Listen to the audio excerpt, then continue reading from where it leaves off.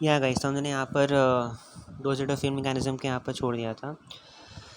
अब यहाँ पर होता ऐसा है कि अगर आप इसके डायग्राम पे ज़रा ध्यान दोगे, so basically it consist of a dosing tube which consist of a spring loaded piston inside. तो अगर आप इसको ध्यान से देखो, this is dosing tube that is there.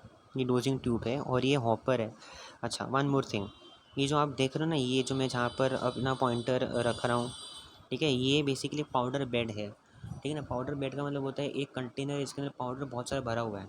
Okay, और ये जो है जहाँ पर इन्होंने ऑरेंज एरो से इसको लगा हुआ है, डोजिंग डोसेज ट्यूब। देखो यहाँ पर, देखो डोसेज ट्यूब जो है बेसिकली ये डोसेज ट्यूब है आपका, ये पूरा आपका डोसेज ट्यूब है। तो अ, उसी को उन्होंने वहाँ पर डिपिक्ट किया है बेसिकली, कि जैसे ये डोसेज ट्यूब जो आपका है आपके पाउडर बेड के अंदर घुसेगा, तो ये कोई एक ऐसा एक प्लग फॉर्म हो जाएगा basically. What is going to happen then, ये आप देख पा रहे हो पिस्टन है, इसको हम बोलते हैं piston, and this is basically having a spring inside, this is a spring that we can see. ठीक है, अच्छा, ये आपने देख लिया कि क्या है। अभी देखो, the internal volume of this tube is change by this movable piston inside. Correct है। अबे हाँ, तो ये जो पिस्टन है, अगर आप देख पा रहे हो इस पिस्टन को बेसिकली प्रॉपरली, तो जितना ही पिस्टन चाहेगा उतना ही यहाँ पर प्लग फॉर्म होगा ऑरेंज कलर का। ये अगर पिस्टन ऊपर चला गया स्प्रिंग के हेल्प से, तो फिर ज़्यादा बेसिकली पाउडर उसको डालने की क्षमता हो जाएगी।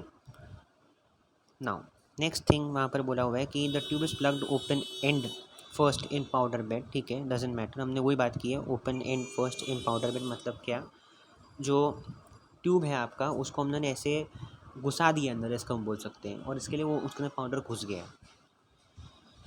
The material rises up in the tube to form a plug of powder. This can be consolidated further by applying pressure to the piston. Correct है, तो उस प्लग ऑफ पाउडर को हम लोग और कंप्रेस करके छोटा बना सकते हैं। The assembly is then raised in position to over capsule body. तो ये पूरा जो असेंबली है, देखिए ये पूरा जो असेंबली आपको दिखा रहा हूँ मैं, ये जो असेंबली है बेसिकली पूरा, ये जो पूरा असेंबली देख पा रहे हो, ये अगर मैंने उठा दिया और इधर से लेकर मैंने इसको इधर रख दिया, ठीक है, क्या किया मैंने, यहाँ पर मेरा जो असेंबली था इस पूरे असेंबली को मैंने उठा दिया, समझा, और ये रोटेट होके चला गया यहाँ पर। और ये किधर है, प्लग को किधर डाल दिया इसने, ये उठा के इसने डाल दिया अपने कैप्सूल बॉडी के अंदर। काम हो गया अपना, कैप्सूल फिल हो गया, रोटेटर फीड मैकेनिज्म खत्म। बराबर है। The fill bit can be adjusted by adjusting piston height and all those stuff. ठीक है, वो तो सब ठीक है, प्रॉब्लम नहीं है। Now dosing disc and tamping finger method, ये भी ईजी है। और dosing disc forms the base of revolving hopper. अब देखो, ये आपके पास है डोजिंग डिस्क, ये है डोजिंग डिस्क, और ये है आपका बेस प्लेट। तो ये जो है, मतलब अगर मैं आपको अच्छे से समझाने की कोशिश करूँ तो ये जितनी भी चीज़ें आपको दिख रही हैं, ये सब ये अपने फिंगर्स हैं बेसिकली। ये जितने भी आपको दिख रहे हैं ना, ये इसको फिंगर्स बोलेंगे हम, टैम्परिंग फिंगर्स, वहाँ पर उन्होंने हाईलाइट भी किया हुआ है। ये जितने भी फिंगर्स हैं बेसिकली, ये अटैच्ड हैं एक सिंगल डिस्क को जो घूमने वाला है। ओके, अभी और डिस्क का series of accurately drilled holes. Correct है, डिस्क के पास बहुत सारे एक्यूरेटली फिल्ड होल्स हैं, आप देख सकते हो। Then the powder plug is form by set of metal rods which are lowered into the holes through the powder bed. अब क्या हो रहा है कि ये जो बेस प्लेट है, अगर आप देख सकते हो, देखो पाउडर जो है ना, ये ऊपर ऊपर प्रेजेंट है। देखो इधर पाउडर प्रेजेंट है, देन इधर पाउडर प्रेजेंट है बेसिकली, ये इसके बीच में ये एक पाउडर यहाँ पर प्रेजेंट है, पूरा पाउडर बेड है यहाँ पर। तो जब ये टैम्परिंग फिंगर आएगा ना ऊपर से ये होल के अंदर डालने के लिए, तो वो साथ में पाउडर को भी लेके जाएगा और उधर अंदर थोड़ा कंप्रेस कर देगा उसको। समझ में आया आपको? एक बार ये फर्स्ट स्टेप हो गया, करेक्ट है। अच्छा, तो मतलब अपन ने थोड़ा सा पाउडर अंदर फिल कर दिया है। अब ये जो पूरा है ना, ये डोजिंग डिस्क, ये रोटेट होके मतलब रोटेट हो जाएगा बेसिकली। और ये जो पहला वाला जो होल है, ये अब सेकेंड टैम्परिंग फिंगर के यहाँ पर आ जाएगा। समझना इसको, एकदम बहुत इंपॉर्टेंट है। ठीक है, मैंने क्या बोला कि जो डोजिंग डिस्क है ना ये रोटेट हो जाएगा। बेसिकली डोजिंग डिस्क है ना, ये डोजिंग डिस्क के जो होल है ना ये रोटेट होंगे, और ये जो होल है अब ये सेकंड फिंगर के नीचे आ जाएगा। ठीक है, जैसे सेकंड फिंगर के नीचे आए वो भी थोड़ा सा पाउडर अंदर लेके आएगा। बराबर है कि नहीं बराबर है? वो पाउडर को अंदर थोड़ा सा कंप्रेस और कर देगा, थोड़ा और पाउडर भर देगा। सेम अगेन क्या होगा फिर, डोजिंग डिस्क जो है अगेन ये घूमेगी और थर्ड टैम्परिंग फिंगर के नीचे आ जाएगी। या तो आपका डोजिंग डिस्क घूमेगा या तो फिर टैम्परिंग फिंगर्स घूमेंगे और होल्स पे आते रहेंगे। वही सेम, ये आप बोल रहे हो ना ये 5 अलग अलग होल्स नहीं, ये सेम होल है। खाली प्रॉब्लम ये है कि ये एक सेम होल जो है बेसिकली इसके ऊपर 5 बार टैम्परिंग फिंगर आके पाउडर भर रहे हैं। ठीक है ना, तो एक बारी में से थोड़ा सा भरा, दूसरी बारी में से थोड़ा सा ज़्यादा भरा, थोड़ा सा ज़्यादा, ऐसे 5 बार भरा उसने। और एंड में जाके फिर उसने क्या किया, एंड में जाके देखो, मैं बताता हूँ आपको क्या किया उसने। Plug is form by series of times, बराबर, ये प्लग फॉर्म हो गया। अभी at 6 position plug is pushed out into the capsule body. तो आपको जैसे मैंने बोला या तो डिस्क मूव होगा या तो फिर टैम्परिंग फिंगर मूव होंगे, और ऐसा भी हो सकता है कि दोनों ही मूव हो गए। करेक्ट है, दोनों ही साथ साथ में मूव हो रहे हैं आपके। तो ये मूव होते होते होते होते ये गिर जाएगा, ये जो मटेरियल आप देख रहे हो ये गिर जाएगा आपके कैप्सूल की बॉडी के अंदर, और उसको भी एक टैम्प दिया जाएगा ताकि अच्छे से फिट हो जाए भैया। समझा? Simple, this technique is highly automatic, easy. Correct है।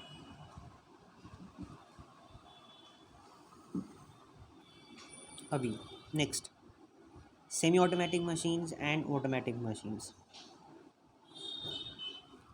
तो सेमी ऑटोमेटिक मशीन्स का बेसिकली एक प्लस पॉइंट ये है कि कुछ हम ऑपरेशंस बेसिकली हैंड से करते हैं और कुछ ऑपरेशंस हम ऑटोमेटिकली परफॉर्म करते हैं। Operations like loading of capsules in the hopper. Okay,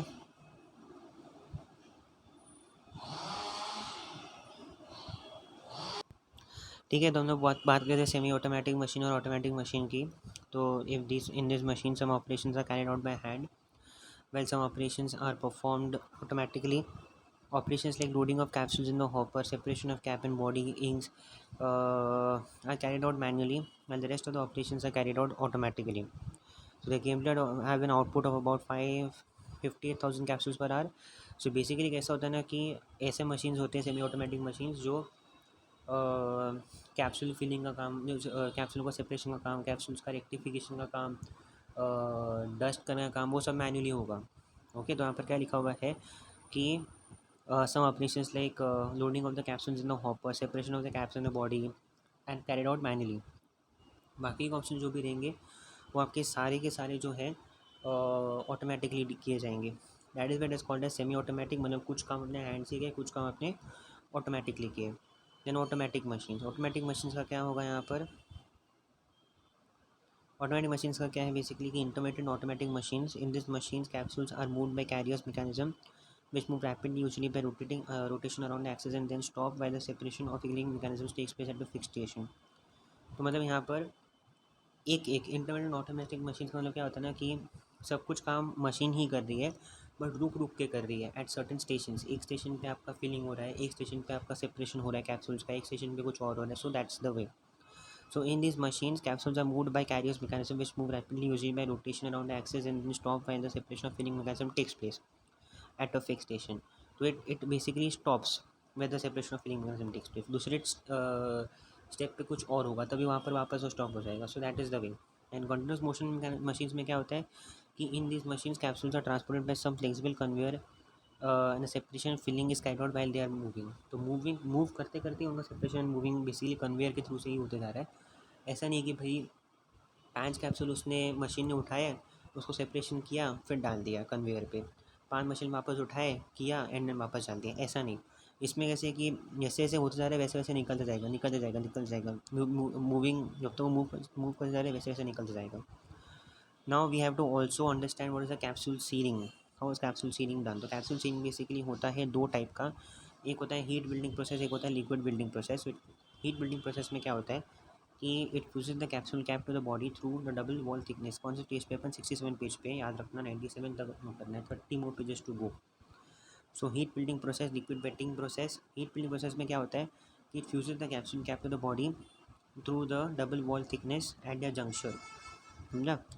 so capsule cap और बॉडी बेसिकली दोनों एक साथ फ्यूज़ होंगे बट बेसिकली दोनों के बीच में एक डिस्टिंक्ट वॉल रहेगा। डिस्टिंक्ट वॉल नहीं बोल सकते, डबल वॉल फ्यूजन जिसको हम बोल सकते हैं, sort of that will be there. This process results in distinctive ring around where it weld, बराबर है।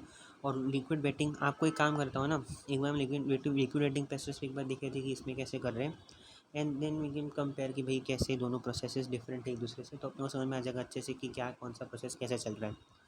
लिक्विड वेटिंग एजेंट में क्या करना पड़ता है? Lowers the melting point in the contact areas of the capsules cap and body. यहाँ पर melting point अच्छी खासी कम करने की बात हो रही है, यहाँ पर तो डबल वॉल थिकनेस का सीलिंग हो रही है। समझ में आ रहा है? ऐसा नहीं है कि भैया आप उसको पहले मेल्टिंग पॉइंट कर रहे हो, मेल्ट पॉइंट पे लेके जा रहे हो, उसको मेल्ट करके उसको सील कर रहे हो। जैसे हम लोग कैसे, आपने देखा होगा जब हम लोग फरसान की दुकान में जाते हैं तो वो क्या करता है, चिप्स जो है बेसिक डाल के हम लोग को एक प्लास्टिक में डाल के उसको सील करता है। तो सील कैसे करता है? हीट लगाता है ना, वहाँ पर हीट अप्लाई करता है तो वहाँ का जो प्लास्टिक है बेसिक थोड़ा कड़क हो जाता है, या फिर वो थोड़ा सा मेल्ट होकर चिपक जाता है वो पार्ट का प्लास्टिक जहाँ पर बेसिक हमको सील करना है। तो इसी हिसाब से हम लोग वैसा वाला जो कहाँ पर होता है वो लिक्विड वेटिंग एजेंट में होता है। हीट बिल्डिंग प्रोसेस में अच्छे खासे दोनों के दोनों आपके जो लेयर्स है वो फ्यूज़ हो रहे हैं और डबल वॉल थिकनेस दिख रही है अच्छी खासी। सो बेसिक आपको डबल वॉल थिकनेस दिखेगी वहाँ पर, that is why you can see a distinctive ring there. In liquid wetting agent you will not be able to see distinctive ring. समझ में आ रहा है? तो दोनों का लो टेम्परेचर्स पे जाके, ठीक है ना, सो मैं वही बोल रहा हूँ, then thermally bonds the two parts using low temperatures, वही बोला है यहाँ पर, थर्मली बॉन्डिंग करना पड़ता है उनका।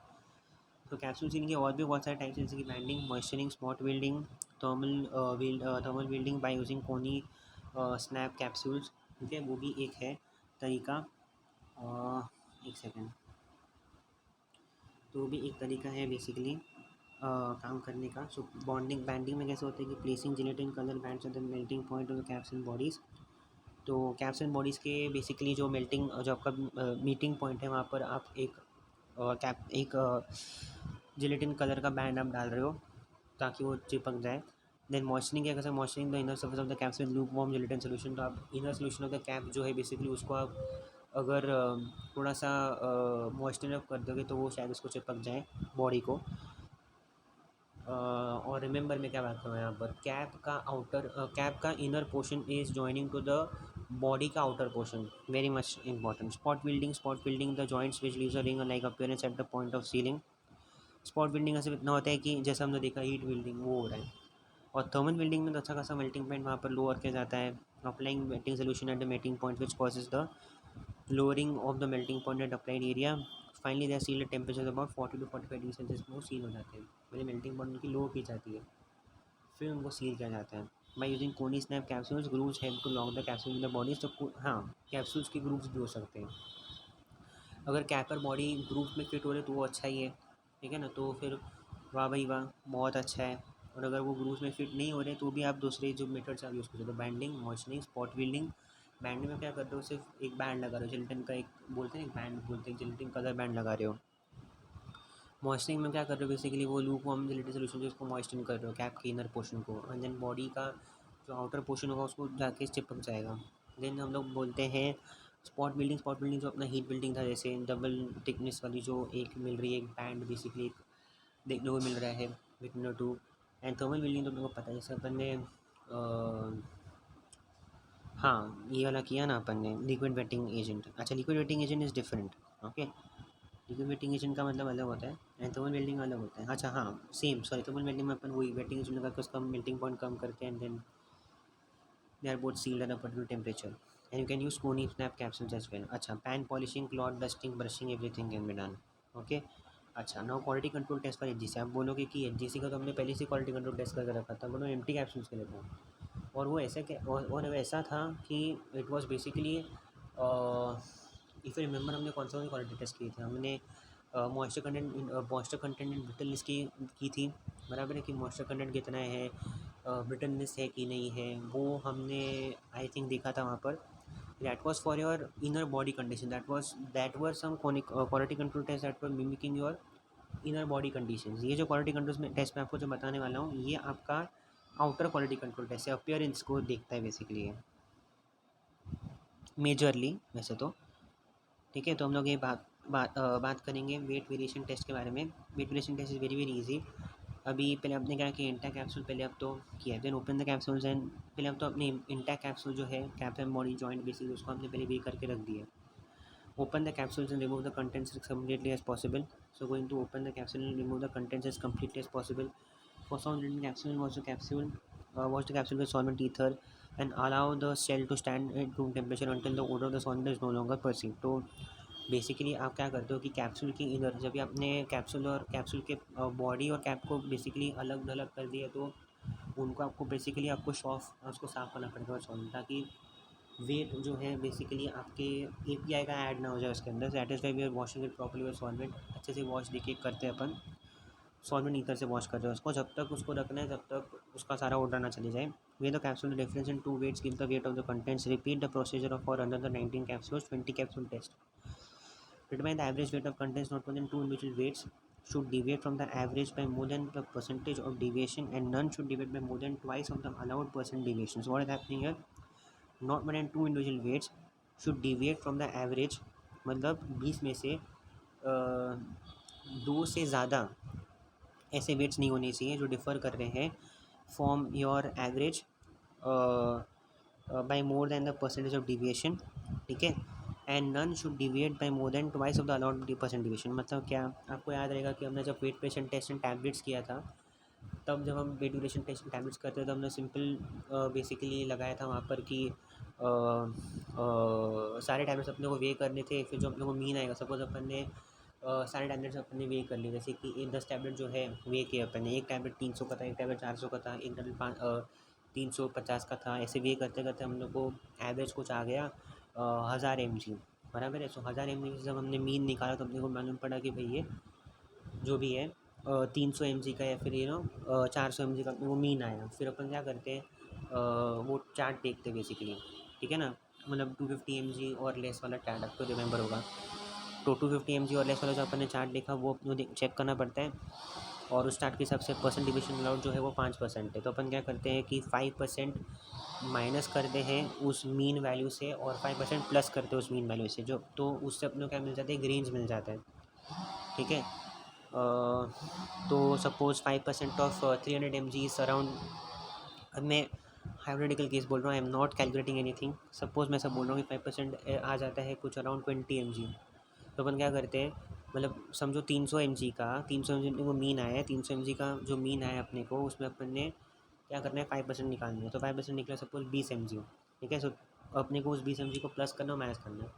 तो रेंज क्या बन जाएगी 280 mg टू 320 mg, इसके बीच में आपका वेट लॉस टैबलेट फॉलो होना चाहिए। सेम चीज़ हम करेंगे कैप्सूल्स के लिए, बट इस बार हमने 20 कैप्सूल्स लिए और उसके लिए कंडीशन यहाँ पर क्या पास करनी है अपने को कि not more than 2 out of these 20 capsules, not more than 2 should basically deviate from that range that we have deduced. Okay, बराबर है। एंड नन, और कोई भी ऐसा टैबलेट नहीं और कोई भी ऐसा कैप्सूल नहीं होना चाहिए जो बेसिकली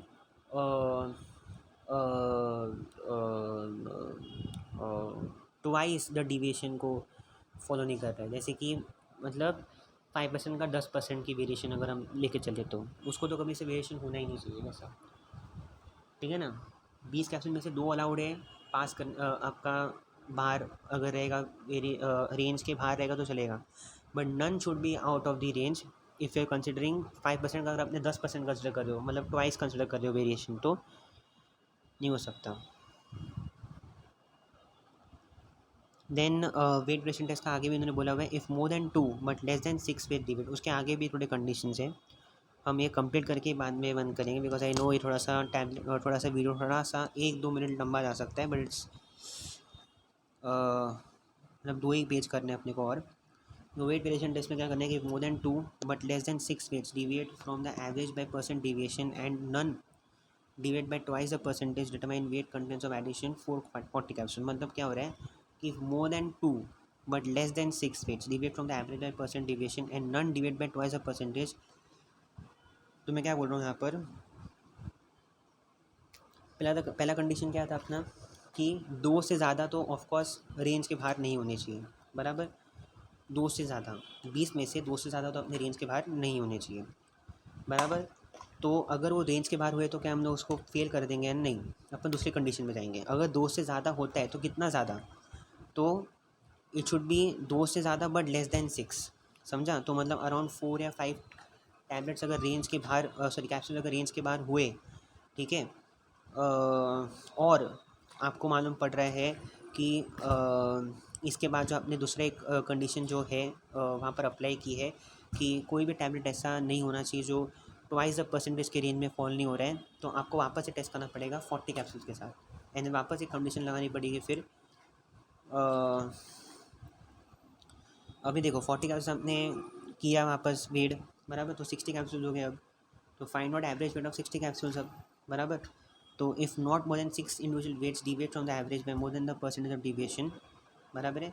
तो अब 60 वेट्स का मतलब अपन थोड़ा सा और रिस्क ले सकते हैं कि 6 इंडिविजुअल वेट्स अगर डिविएट नहीं हो रहे हैं, ठीक है, तो ये पास हो जाएगा, okay. And also none deviates by more than twice the percentage, the test passes. अभी आपको थोड़ा सा अच्छे से वैसे तो ये हो ही चुका है, बट आपको मैं थोड़ा सा और अच्छे से बता दूंगा, ठीक है।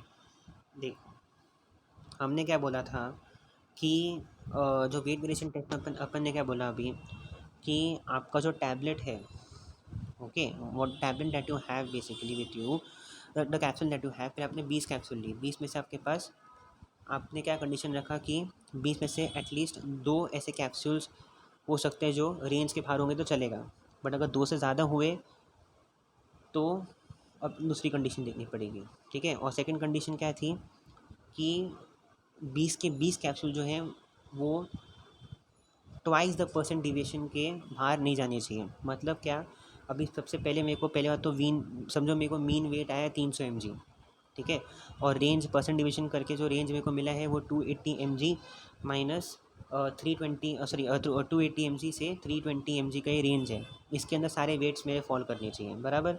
अच्छा, तो ये रेंज में से अगर 2 वेट्स अगर बाहर हो भी गए, ये रेंज को अगर किसी 2 वेट्स ने फॉलो नहीं भी किया, ठीक है, तो चलेगा, बट 2 से ज़्यादा नहीं करना चाहिए।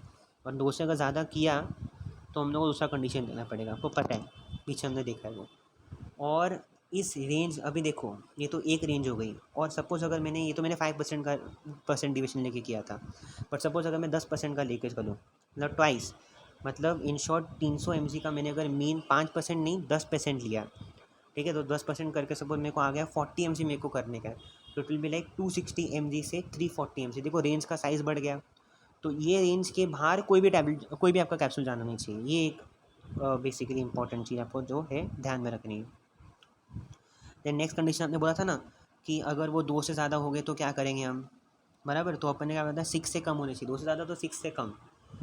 और अगर ऐसा होता है तो हम क्या करते हैं, 40 कैप्सूल वे करते हैं, और फिर 40 कैप्सूल में हम क्या करते हैं, 60 कैप्सूल हो जाएंगे टोटल, बराबर। 40 + 20, जो पहले के 20 और अभी के 40 हम लोग वापस वे करने वाले हैं, करेक्ट, 60 हो जाएंगे। और उसमें से फिर 6 वेट्स जो होंगे वो वेरिएशन से दूर नहीं, मतलब अपने जो रेंज में से दूर नहीं होने चाहिए, 6 से ज़्यादा तो नहीं होने चाहिए, ठीक है।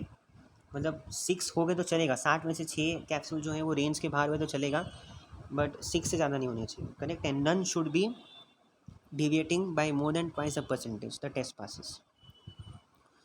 अभी देखो यहाँ पर स्टेजेस बताए हुए हैं, स्टेजेस दोनों ने बात की है कि सेम है स्टेज 1 और weight variation test IP, then stage 2 जो है basically not more than 2 individual weights vary by more than 10% deviation. अच्छा, ये तो अपने स्टेज 1 कर लिया। ये जो हमने अभी किया है this is weight variation test IP, ठीक है। अब अपन USP देख रहे हैं, बराबर है। तो weight variation test IP and then USP, तो USP हम नेक्स्ट उस पर देखेंगे, ठीक है। अभी के लिए सिर्फ इतना ही।